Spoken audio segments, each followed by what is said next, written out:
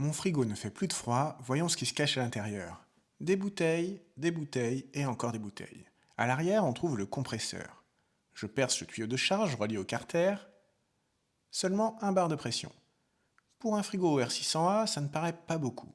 Sur la plaque signalétique, il est indiqué 43 grammes de fluide, soit l'équivalent d'environ 15 litres de gaz détendu à la pression atmosphérique.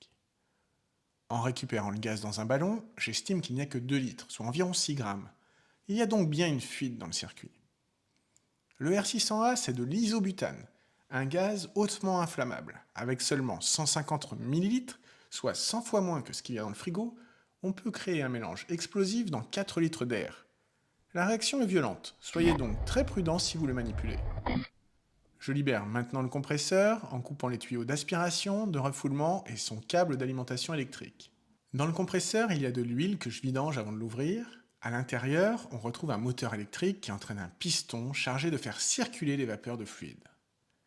La grille noire à l'arrière du frigo, c'est le condenseur. Elle est reliée à un cigare rempli de billes déshydratantes et de filtres.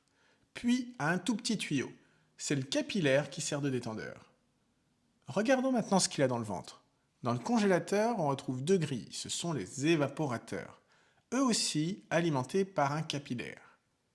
À l'intérieur, un ventilateur souffle l'air froid et au-dessus, une carte électronique pilote l'ensemble.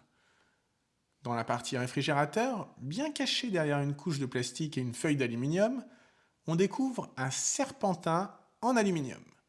C'est l'évaporateur. Le fluide frigorigène s'y évapore en absorbant la chaleur. Mais le tuyau en cuivre qui alimente cet évaporateur est complètement oxydé. Il a dû percer, laissant s'échapper le gaz. Voilà pourquoi le frigo ne fait plus de froid. Et c'est pour ça qu'on ne recharge jamais un circuit frigorifique sans trouver et réparer la fuite. Sinon ça recommence.